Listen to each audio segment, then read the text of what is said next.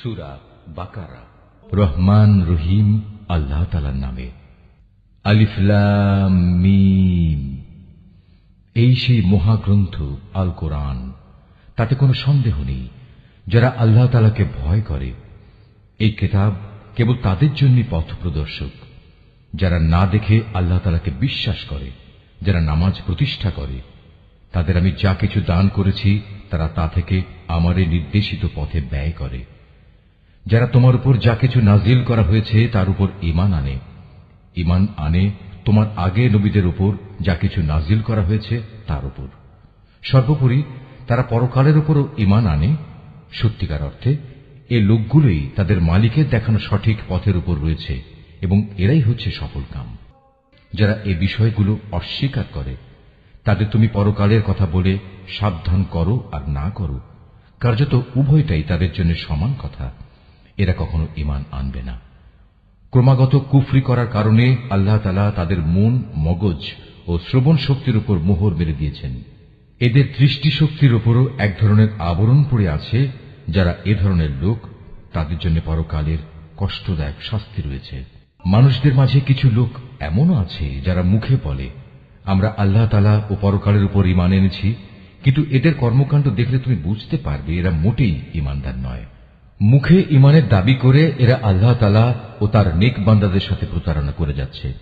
মূলত এ কাজের মাধ্যমে তারা অন্য কাউকে নয়, নিজেদেরই ধোঁকা দিয়ে যাচ্ছে, যদিও এ ব্যাপারে তাদের কোনো প্রকারের চৈতন্য নেই। আসলে এদের মনের ভেতর রয়েছে এক ধরনের মারাত্মক ব্যাধি। প্রতারণার কারণে আল্লাহ তাআলা এদের সে ব্যাধি বাড়িয়ে দিয়েছেন। তাদের জন্য রয়েছে আল্লাহ তাআলার পক্ষ থেকে পীড়াদায়ক আযাব, কেননা তারা মিথ্যা বলছিল। তাদের যখন বলা হয় তোমরা এই শান্তিপূর্ণ জমিনে অশান্তি ও বিপর্যয় সৃষ্টি করো না, তখন তারা বলে না, আমরাই তো বরং সংশোধনকারী। অথচ এরাই হচ্ছে জমিনে যাবতীয় বিপর্যয় সৃষ্টিকারী, যদিও তারা এ ব্যাপারে কোনো চৈতন্য রাখে না। তাদের যখন বলা হয় অন্য লোকেরা যেমন ঈমান এনেছে তোমরাও তেমনি ভাবে ঈমান আনো, তারা বলে হে নবী, তুমি কি চাও আমরাও নির্বোধ লোকদের মতো ঈমান আনি? আসলে নির্বোধ তো হচ্ছে এরা নিজেরাই, যদিও তারা এ কথাটা জানে না। মুনাফিকদের অবস্থা হচ্ছে তারা যখন ঈমানদার লোকদের সাথে মিলিত হয় তখন বলে আমরা ঈমান এনেছি, আবার যখন একাকী তাদের শয়তানদের সাথে মিলিত হয় তখন বলে আমরা তো তোমাদের সাথেই আছি। ঈমানের কথা বলে ওদের সাথে আমরা ঠাট্টা করছিলাম মাত্র। মূলত আল্লাহ তাআলাই তাদের সাথে ঠাট্টা করে যাচ্ছেন। আল্লাহ তাআলাই তাদের অবকাশ দিয়ে রেখেছেন। তারা তাদের বিদ্রোহে বিভ্রান্তের ন্যায় ঘুরে বেড়াচ্ছে। এরা জেনে বুঝে হেদায়েতের বিনিময়ে গোমরাহি কিনে নিয়েছে। তাদের এ ব্যবসাটা কিন্তু মোটেই লাভজনক হয়নি এবং এরা সঠিক পথের অনুসারীও নয়। এদের উদাহরণ হচ্ছে সে হতভাগ্য ব্যক্তির মতো যে অন্ধকারে আগুন জ্বালাতে চাইল, যখন তা তার গোটা পরিবেশটাকে আলোকোজ্জ্বল করে দিল, তখন হঠাৎ করে আল্লাহ তাআলা তাদের কাছ থেকে আলোটুকু ছিনিয়ে নিলেন এবং তাদের এমন অন্ধকারে ফেলে রাখলেন যে তারা কিছুই দেখতে পেল না। এদের অবস্থা হচ্ছে এরা কানেও শোনে না, চোখেও দেখে না, মুখ দিয়ে কথাও বলতে পারে না। অতএব এসব লোক সঠিক পথের দিকে ফিরে আসবে না। অথবা এদের উদাহরণ হচ্ছে আসমান থেকে নেমে আসা বৃষ্টির মতো। এর মাঝে রয়েছে আবার অন্ধকার, মেঘের গর্জন ও বিদ্যুতের চমক। বিদ্যুৎ গর্জন ও মৃত্যুর ভয়ে এরা নিজেদের কানে নিজেদের আঙুল ঢুকিয়ে রাখে। এরা জানে না আল্লাহ তাআলা কাফিরদের সকল দিক থেকেই ঘিরে রেখেছেন। তাতে এদের অবস্থা নাজুক হয়ে পড়ে। মনে হয় এখনই বিদ্যুৎ এদের চোখ নিষ্প্রভ করে দেবে। এই আতঙ্কজনক অবস্থায় আল্লাহ তাআলা যখন এদের জন্য একটু আলো জ্বালিয়ে দেন তখন এরা সেদিকে চলতে থাকে। আবার যখন তিনি তাদের উপর অন্ধকার চাপিয়ে দেন তখন এরা একটু থমকে দাঁড়ায়। অথচ আল্লাহ তাআলা চাইলে সহজেই তাদের শোনার ও দেখার ক্ষমতা ছিনিয়ে নিতে পারতেন। নিশ্চয়ই তিনি সর্বশক্তিমান। হে মানুষ, তোমরা সেই মহান আল্লাহ তাআলার দাসত্ব স্বীকার করো যিনি তোমাদের এবং তোমাদের আগে যারা ছিল তাদের সবাইকে পয়দা করেছেন। আশা করা যায় এর ফলে তোমরা যাবতীয় সংকট থেকে বেঁচে থাকতে পারবে। তিনি সে মহান সত্তা যিনি জমিনকে তোমাদের জন্য শয্যা বানালেন, আসমানকে বানালেন ছাদ এবং আসমান থেকে পানি পাঠালেন। তার সাহায্যে তিনি নানা প্রকারের ফলমূল উৎপাদন করে তোমাদের জীবিকার ব্যবস্থা করলেন। অতঃপর তোমরা জেনে বুঝে এসব কাজে আল্লাহ তাআলার সাথে কাউকে শরীক করো না। আমি আমার বান্দার উপর যে কিতাব নাজিল করেছি তার সত্যতার ব্যাপারে যদি তোমাদের কোনো সন্দেহ থাকে তাহলে যাও, তার মতো করে একটি সূরা তোমরাও রচনা করে নিয়ে এসো। এক আল্লাহ ছাড়া তোমাদের আর যেসব বন্ধু বান্ধব রয়েছে তাদেরও প্রয়োজনে সহযোগিতার জন্য ডাকো, যদি তোমরা তোমাদের দাবিতে সত্যবাদী হও। কিন্তু তোমরা যদি তা না করতে পারো, এবং আমি জানি তোমরা তা কখনই করতে পারবে না, তাহলে তোমরা দোজখের সেই কঠিন আগুনকে ভয় করো যার ইন্ধন হবে মানুষ ও পাথর।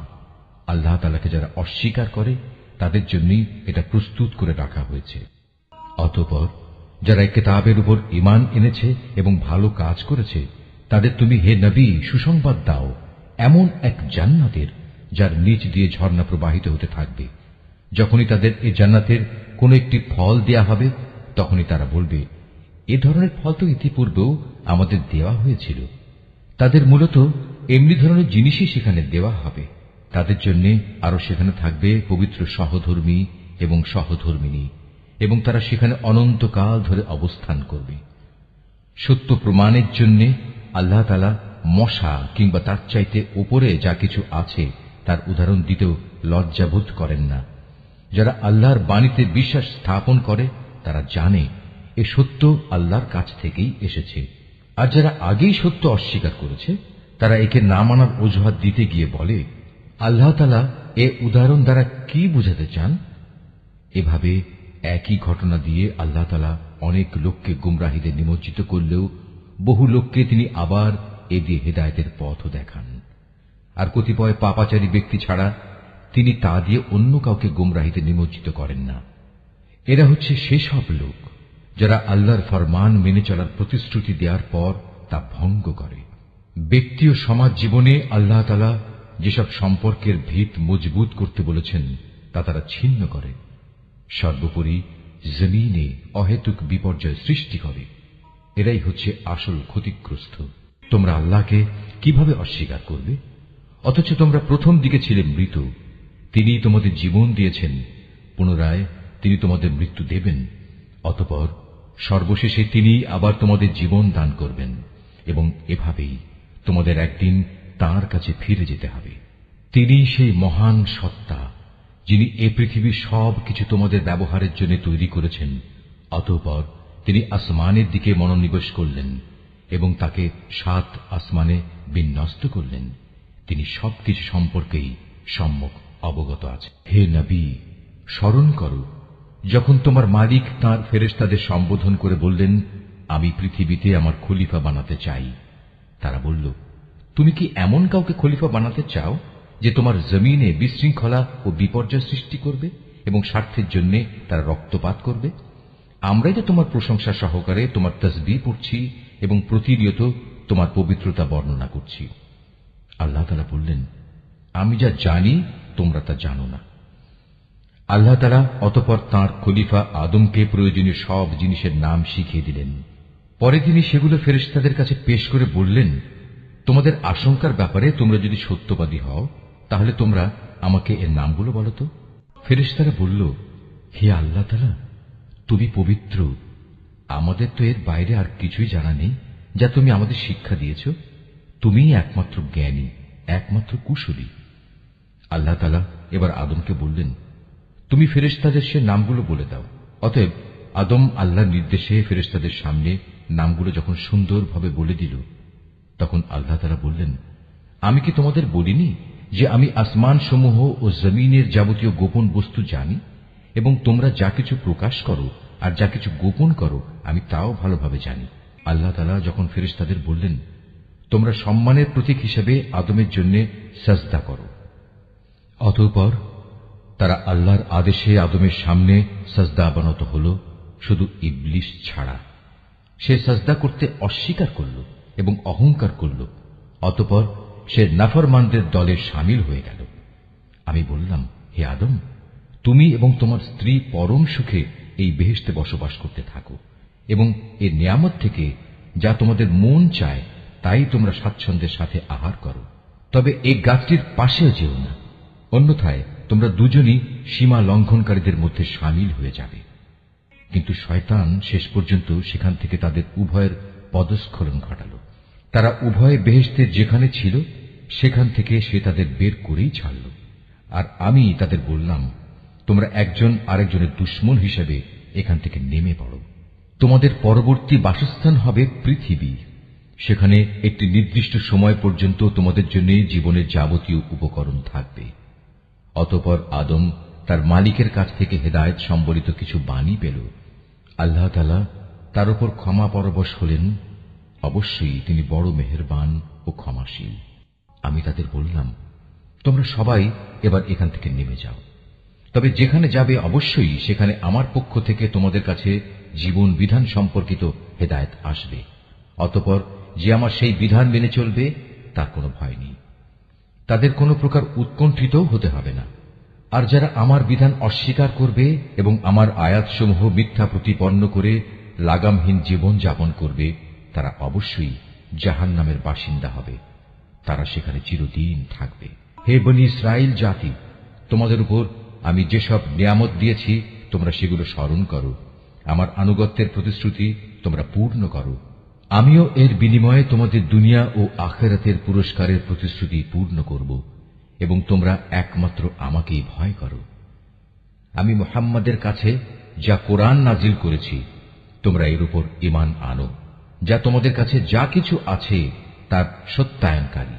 তোমরা কিছুতেই এর প্রথম অস্বীকারী হইও না এবং বৈষয়িক স্বার্থে সামান্য মূল্যে আমার আয়াত বিক্রি করো না এবং তোমরা শুধু আমাকেই ভয় করো। তোমরা মিথ্যা দিয়ে সত্যকে পোশাক পরিয়ে দিও না এবং সত্যকে জেনে বুঝে লুকিয়েও রেখো না। তোমরা নামাজ প্রতিষ্ঠা করো, যাকাত আদায় করো। যারা আমার সামনে অবনত হয় তাদের সাথে মিলে তোমরাও আমার আনুগত্য স্বীকার করো। তোমরা কি মানুষদের ভালো কাজের আদেশ করো এবং নিজেদের জীবনে তা বাস্তবায়নের কথা ভুলে যাও? অথচ তোমরা সবাই আল্লাহর কেতাব পড়ো, কিন্তু কেতাবের এ কথা তোমরা কি বোঝো না? হে ঈমানদার ব্যক্তিরা, তোমরা সবর ও নামাজের মাধ্যমে আল্লাহর কাছে সাহায্য চাও। যাবতীয় হক আদায় করে নামাজ প্রতিষ্ঠা করা অবশ্যই একটা কঠিন কাজ, কিন্তু যারা আল্লাহকে ভয় করে তাদের কথা আলাদা। যারা জানে একদিন তাদের সবাইকে তাদের মালিকের সামনাসামনি হতে হবে এবং তাদের সবাইকে তাঁর কাছে ফিরে যেতে হবে, তার জন্য এটা কঠিন কিছু নয়। হে বনী ইসরাইল জাতি, তোমরা আমার সেই নিয়ামতের কথা স্মরণ করো যা আমি তোমাদের দান করেছি। আমার সেই নিয়ামতের মধ্যে একটি ছিল আমি তোমাদের সৃষ্টিকুলের উপর প্রাধান্য দিয়েছিলাম।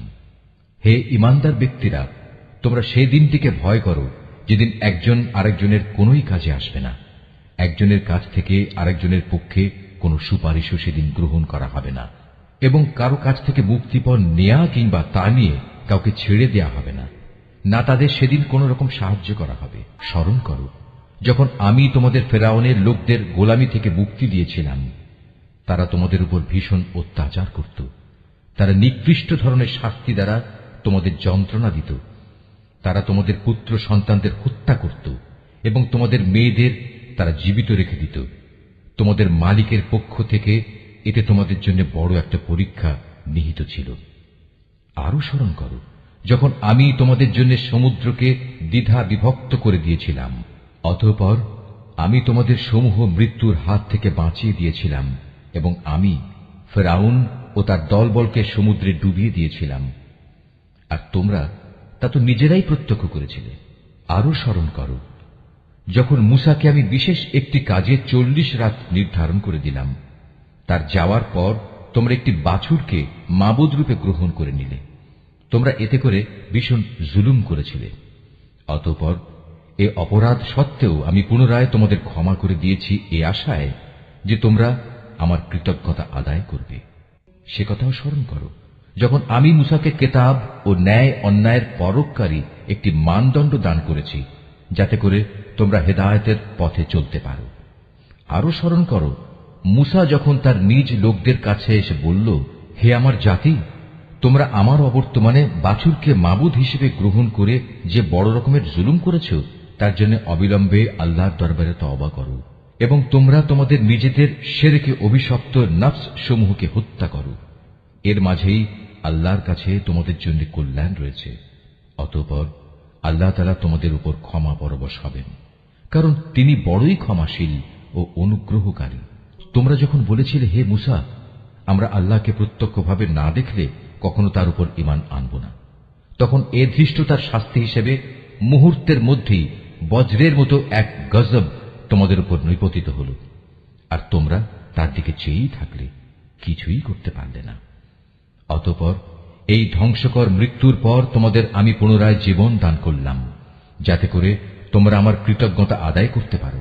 আমি তোমাদের উপর মেঘের ছায়া দান করেছিলাম, মান এবং সালওয়া নামক খাবারও তোমাদের জন্য পাঠিয়েছিলাম। আমি তোমাদের বলেছিলাম, সেসব পবিত্র খাবার খাও যা আমি তোমাদের দিয়েছি, তা তোমরা উপভোগ করো। নিয়ামত অবজ্ঞা করে তারা আমার উপর কোনো অবিচার করেনি, বরং এর দ্বারা তারা নিজেরাই নিজেদের উপর জুলুম করেছে। স্মরণ করো, আমি যখন তোমাদের বলেছিলাম, তোমরা এই জনপদে ঢুকে পড়ো এবং তোমরা তার যেখান থেকে ইচ্ছা স্বাচ্ছন্দ্যে আহার করো।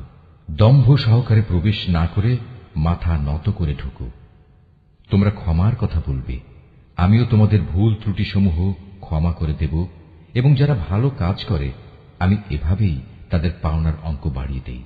সুস্পষ্ট হেদায়েত সত্ত্বেও অতঃপর জালিমরা এমন কিছু ব্যাপার রদবদল করে ফেলল যা না করার জন্যই তাদের বলা হয়েছিল। আমিও এরপর যারা জুলুম করল তাদের উপর আসমান থেকে গজব নাজিল করলাম। মূলত এটা ছিল তাদের গুনার ফল।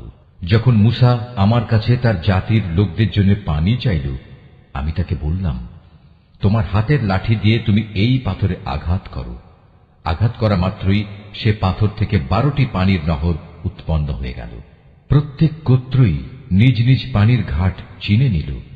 আমি বললাম, আল্লাহর দেয়া রিজিক থেকে তোমরা পানাহার করো, তবে আমার জমিনে বিপর্যয় সৃষ্টি করে বেরিও না। স্মরণ করো, তোমরা যখন মূসাকে বলেছিলে, হে মূসা, প্রতিদিন একই ধরনের খাবারের উপর আমরা কিছুতেই আর ধৈর্য ধরতে পারব না। তুমি তোমার মালিকের কাছে বলো যেন তিনি কিছু ভূমিজাত দ্রব্য, তরিতরকারি, পেঁয়াজ, রসুন, ভুট্টা, ডাল উৎপাদন করেন। সে বলল, তোমরা কি আল্লাহর পাঠানো এই উৎকৃষ্ট জিনিসের সাথে একটি তুচ্ছ ধরনের জিনিসকে বদলে দিতে চাও? যদি তাই হয়, তাহলে তোমরা অন্য কোন শহরে সরে পড়ো, যেখানে তোমাদের এসব জিনিস যা তোমরা চাইবে তা অবশ্যই পাওয়া যাবে। আল্লাহ তাআলার আদেশ অমান্য করার ফলে শেষ পর্যন্ত অপমান ও দারিদ্র তাদের উপর ছেয়ে গেল। আল্লাহর গজব দ্বারা তারা আক্রান্ত হয়ে গেল। এটা এ কারণে যে এরা ক্রমাগত আল্লাহর আয়াতকে অস্বীকার করতে থাকল এবং আল্লাহর নবীদের অন্যায়ভাবে হত্যা করতে থাকল। আর এসব কিছু এজন্যই ছিল যে তারা আল্লাহর সাথে নাফরমানি ও সীমা লঙ্ঘন করছিল। যারা ঈমান আনে, তারা খ্রিস্টান হোক, ইহুদি হোক কিংবা সাবি হোক, তারাই হবে মুসলমান।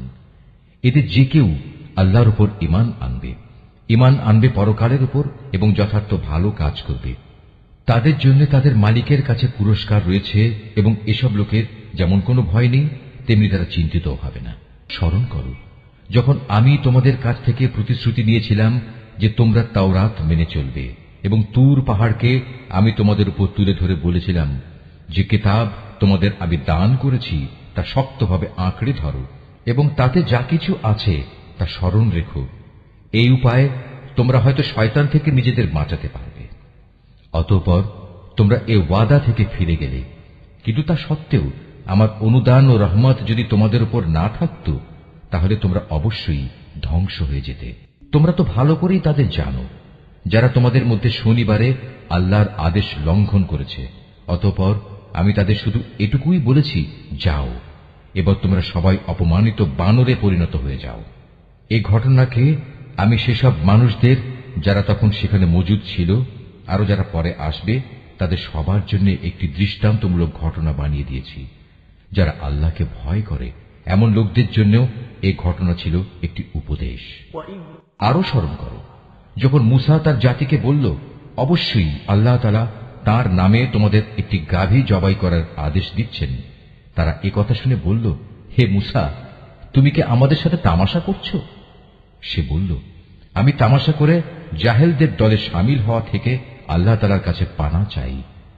তারা মূসাকে বলল, তুমি তোমার মালিককে বলো আমাদের তিনি যেন সুস্পষ্ট বলে দেন তা কেমন হবে। সে বলল, অবশ্যই তা হবে এমন যা বৃদ্ধ হবে না, আবার একেবারে বাচ্চাও হবে না, বরং তা হবে এর মাঝামাঝি বয়সের, এখন যা কিছু তোমাদের নির্দেশ দেওয়া হচ্ছে তাই করো।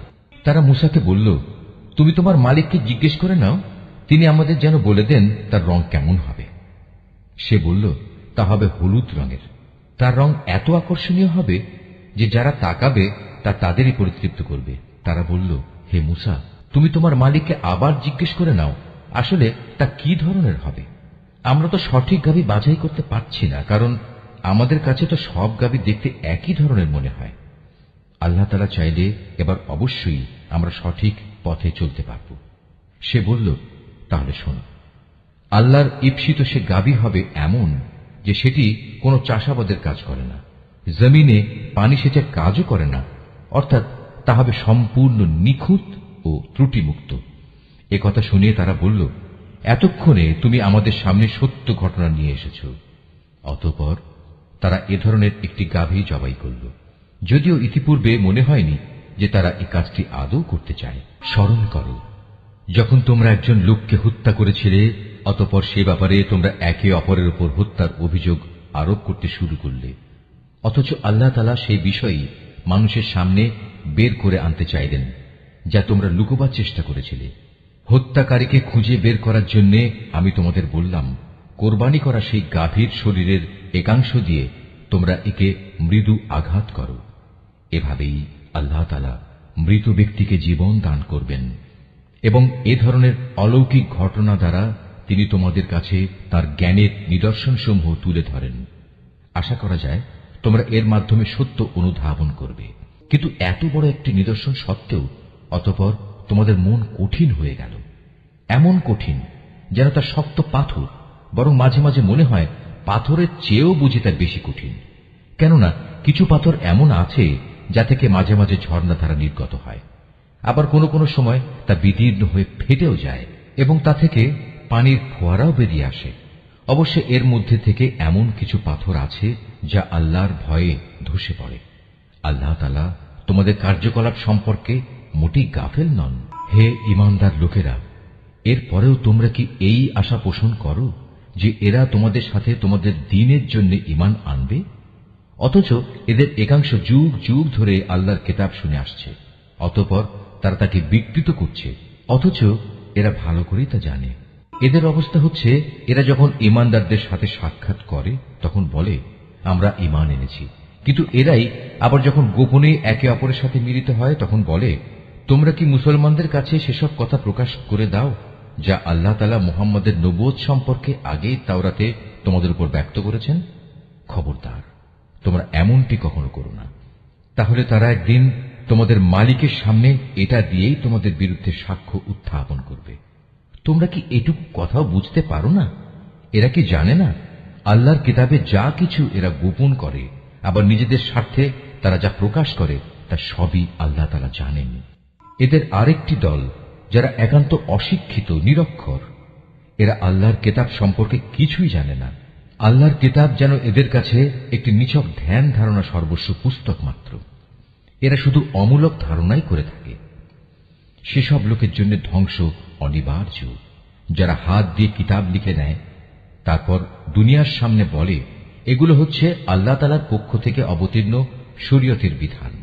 তাদের উদ্দেশ্য হচ্ছে যেন তা দিয়ে দুনিয়ার কিছু স্বার্থ তারা কিনে নিতে পারে। অতঃপর তাদের হাত যা কিছু রচনা করেছে তার জন্য তাদের ধ্বংস ও দুর্ভোগ, যা কিছু তারা উপার্জন করেছে তার জন্য তাদের দুর্ভোগ। এসব নির্বোধ লোকেরা বলে, জাহান্নামের আগুন কখনোই আমাদের স্পর্শ করবে না, একান্ত যদি করেও তা হবে নির্দিষ্ট কয়েকটা দিনের জন্য মাত্র। হে নবী, তুমি তাদের বলো, তোমরা কি আল্লাহর কাছ থেকে এমন কোন প্রতিশ্রুতি আদায় করে নিয়েছ? আল্লাহ তাআলা তো কখনো তার প্রতিশ্রুতি ভঙ্গ করেন না। না তোমরা জেনে বুঝেই আল্লাহ তাআলা সম্পর্কে এমন সব কথা বলে বেড়াচ্ছ যা তোমরা নিজেরাই জানো না। হ্যাঁ, যে কোনো ব্যক্তি স্বেচ্ছায় অপরাধ করেছে এবং যাকে তার পাপ ঘিরে রেখেছে, এমন লোকেরাই হচ্ছে জাহান্নামের অধিবাসী এবং সেখানে তারা চিরদিন অবস্থান করবে। আবার যারাই আল্লাহর উপর ঈমান আনবে এবং ভালো কাজ করবে তারা বেহেশতবাসী হবে, তারা সেখানে চিরদিন থাকবে।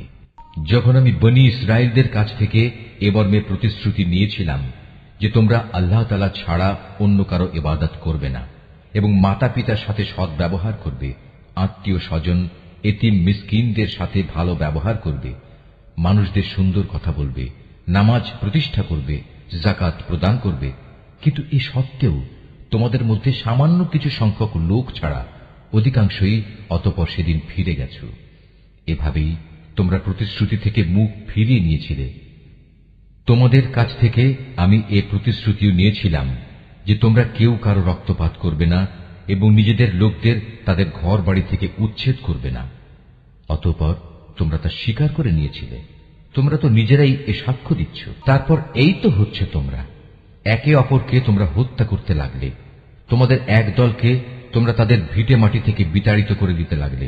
অন্যায় এবং জুলুম দ্বারা জালেমদের তোমরা তাদের উপর পৃষ্ঠপোষকতা করতে থাকলে।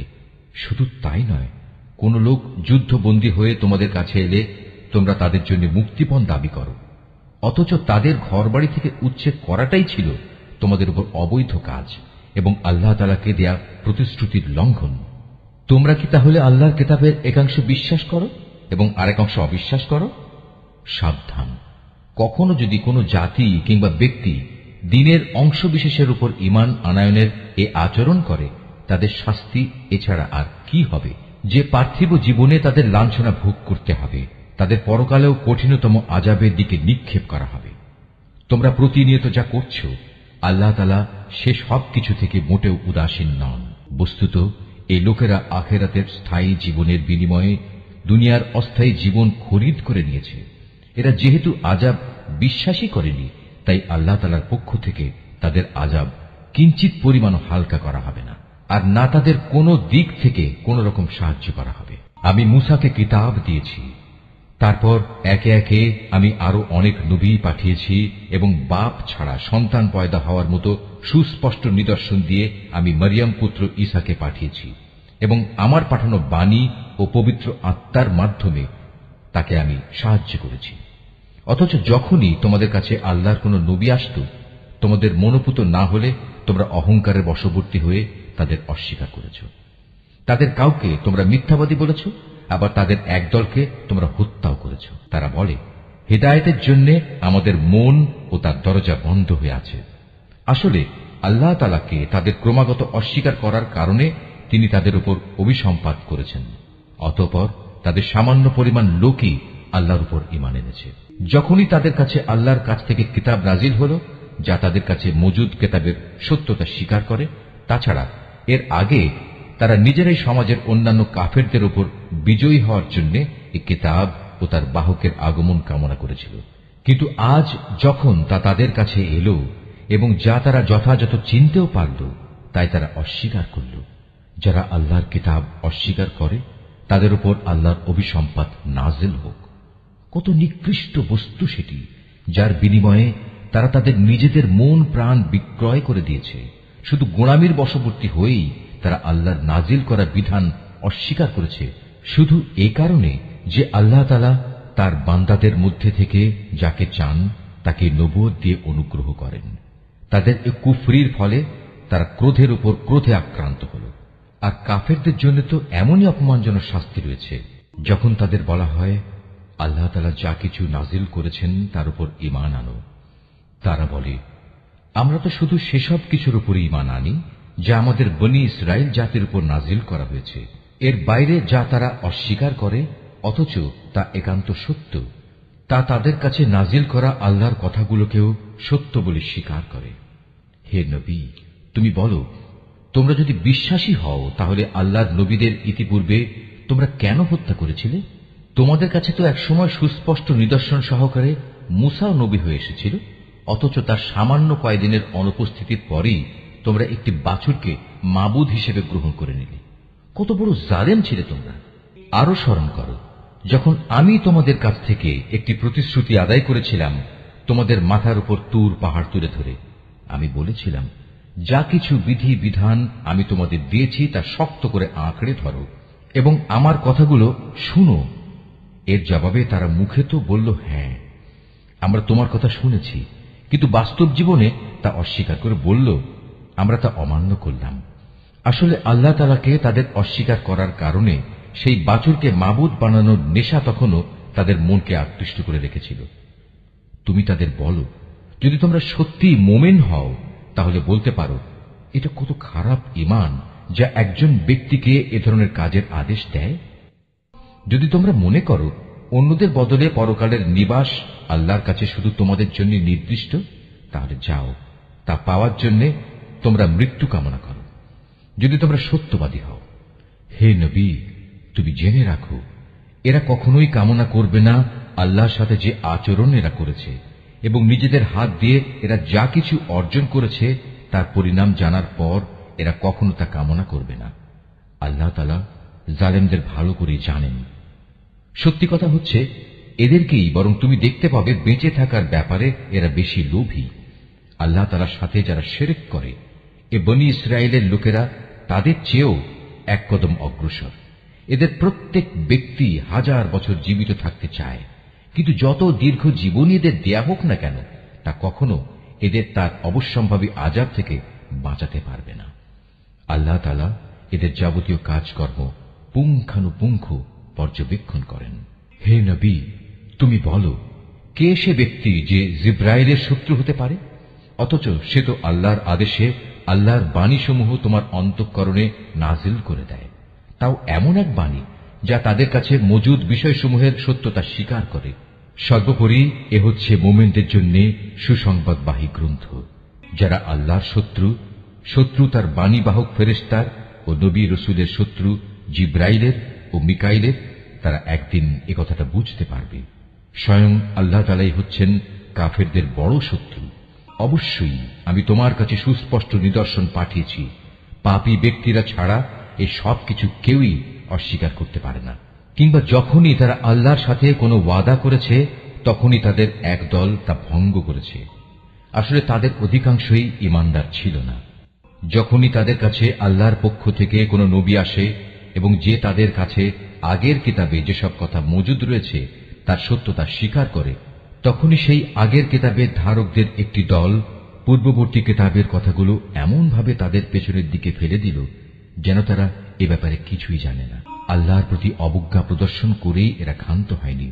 জাদু মন্ত্রের এমন কিছু জিনিসও এরা অনুসরণ করতে শুরু করল যা শয়তান কর্তৃক সুলাইমান নবীর রাজত্বের সময় সমাজে চালু করা হয়েছিল। সত্য কথা হচ্ছে, সুলাইমান কখনো জাদুকে আল্লাহ বিরোধী কাজে ব্যবহার করে আল্লাহকে অস্বীকার করেনি। আল্লাহকে তো অস্বীকার করেছে সেসব অভিশপ্ত শয়তান যারা মানুষকে জাদুমন্ত্র শিক্ষা দিয়েছে। জাদু পাগল মানুষদের পরীক্ষার উদ্দেশ্যে আল্লাহ তাআলা হারুত মারুত নামে যে দুজন ফেরেশতাকে ব্যাবিলনে পাঠিয়েছেন, আল্লাহর সেই দুজন ফেরেশতা কাউকে যখনই এ বিষয়ের শিক্ষা দিত, প্রথমেই তারা এ কথাটা তাদের বলে দিত, আমরা তো হচ্ছি আল্লাহর পরীক্ষা মাত্র। অতএব কোন অবস্থায় তুমি এ বিদ্যা দিয়ে আল্লাহ তাআলাকে অস্বীকার করো না। এই সত্ত্বেও তারা তাদের কাছ থেকে এমন কিছু বিদ্যা শিখে নিয়েছিল যা দিয়ে এরা স্বামী স্ত্রীর মাঝে বিচ্ছেদের সৃষ্টি করত। যদিও আল্লাহর ইচ্ছা ছাড়া কোনো দিনই কেউ কারো সামান্যতম ক্ষতিও সাধন করতে পারবে না। তারা মূলত এমন কিছু শেখে যা তাদের কোনো উপকার যেমন করতে পারে না, তেমনি তা তাদের কোনো ক্ষতিও করতে পারে না। তারা যদি জানত শ্রম ও অর্থ দিয়ে যা তারা কিনে নিয়েছে পরকালে তার কোনো মূল্য নেই, তারা নিজেদের জীবনের পরিবর্তে যা ক্রয় করে নিয়েছে তা সত্যি নিকৃষ্ট। কত ভালো হতো যদি তারা কথাটা জানত। তারা যদি আল্লাহর উপর ঈমান আনত এবং তাঁকেই ভয় করত, তাহলে আল্লাহর পক্ষ থেকে তারা উৎকৃষ্টতম পুরস্কার পেত। কত ভালো হতো যদি তারা এটা অনুধাবন করত। হে ঈমানদার ব্যক্তিরা, ধৃষ্টতার সাথে কখনো বলো না, হে নবী, তুমি আমাদের কথা শোনো। বরং তার দৃষ্টি আকর্ষণ করার জন্য বলো, হে নবী, আমাদের দিকে লক্ষ্য করো এবং তোমরা সর্বদা তার কথা শুনবে, মনে রাখবে। যারা তার কথা অমান্য করে তাদের জন্য অত্যন্ত বেদনাদায়ক শাস্তি রয়েছে। আসলে এই আহলে কিতাব কিংবা যারা আল্লাহর সাথে প্রকাশ্য শিরক করে তারা কেউই এটা পছন্দ করে না যে তোমার কাছে তোমার মালিকের পক্ষ থেকে নবুয়তের মতো কোনো ভালো কিছু নাজিল হোক। কিন্তু তারা জানে না আল্লাহ তাআলা যাকে চান তাকেই তার অনুগ্রহে বিশেষভাবে বেছে নেন। আল্লাহ তাআলা অত্যন্ত অনুগ্রহশীল। আমি যখন কোন আয়াত বাতিল করে দেই বা বিশেষ কারণে মানুষদের তা ভুলিয়ে দিতে চাই, তখন তার জায়গায় তার চেয়ে উৎকৃষ্ট কিংবা তারই মতো কোনো আয়াত এনে হাজির করি। তুমি কি জানো না আল্লাহ তাআলা সবকিছুর উপর ক্ষমতাবান? তুমি কি জানো না আসমান সমূহ ও জমিনের সার্বভৌমত্ব একমাত্র আল্লাহ তাআলার জন্যই নির্দিষ্ট? তিনি ছাড়া তোমাদের কোনো বন্ধু নেই, কোনো সাহায্যকারীও নেই। তোমরা কি তোমাদের নবীর কাছে সে ধরনের উদ্ভট প্রশ্ন করতে চাও যেমনি তোমাদের আগে মূসাকে করা হয়েছিল? কেউ যদি ঈমানকে কুফরির সাথে বদল করে নেয়, অবশ্যই সে ব্যক্তি সোজা পথ থেকে গোমরাহ হয়ে যাবে। আহলে কিতাবদের অনেকেই বিদ্বেষের কারণে চাইবে যেভাবেই হোক তোমাদের ঈমানের আলোর বদলে আবার সেই কুফরির অন্ধকারে ফিরিয়ে নিতে। এমনকি সত্য তাদের কাছে স্পষ্ট হয়ে যাওয়ার পরও তারা এ পথ থেকে বিরত হবে না। অতএব তাদের ব্যাপারে আল্লাহর সিদ্ধান্ত আসা পর্যন্ত তোমরা ক্ষমার নীতি অবলম্বন করো এবং তাদের সাথে ভালো ব্যবহার করো। আল্লাহ তাআলা সব কিছুর উপর অবশ্যই ক্ষমতাশালী। তোমরা নামাজ প্রতিষ্ঠা করো এবং যাকাত আদায় করো। এর মাধ্যমে যেসব নেকি তোমরা আল্লাহর কাছে অগ্রিম পাঠাবে, তার কাছে এর সবই তোমরা মজুদ পাবে। তোমরা যা কিছুই করো আল্লাহ তাআলা অবশ্যই এর সব কিছু দেখতে পান। তারা বলে, ইহুদি ও খ্রিস্টান ছাড়া আর কেউই বেহেশতে যাবে না। আসলে এটা হচ্ছে তাদের মিথ্যা কল্পনা। তুমি হে নবী বলো, যদি তোমরা সত্যবাদী হও তাহলে তোমাদের দলিল প্রমাণ নিয়ে এসো। তবে হ্যাঁ, যে কোনো ব্যক্তি আল্লাহর সামনে নিজের সত্তাকে সমর্পণ করে দেবে এবং সে হবে অবশ্যই একজন নেককার মানুষ। তার জন্য তার মালিকের কাছে এর বিনিময় রয়েছে। তাদের কোনো ভয়ভীতি নেই, আর না সেদিন তাদের চিন্তান্বিত হতে হবে। ইহুদিরা বলে, খ্রিস্টানরা কোনো কিছুর উপর প্রতিষ্ঠিত নয়। খ্রিস্টানরা বলে, ইহুদিরা কোনো কিছুর উপর প্রতিষ্ঠিত নয়। অথচ এদের অবস্থা হচ্ছে এরা উভয়ই আল্লাহর কিতাব পাঠ করে, আদৌ আল্লাহর কিতাবের কোনো কিছুই জানে না। এমন লোকেরা আবার এদের উভয় সম্পর্কে একই ধরনের কথা বলে।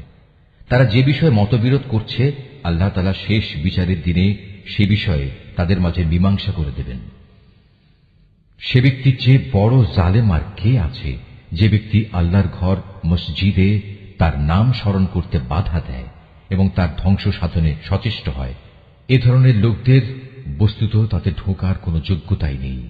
তবে একান্ত ভীত সন্ত্রস্তভাবে ঢুকলে তা ভিন্ন কথা।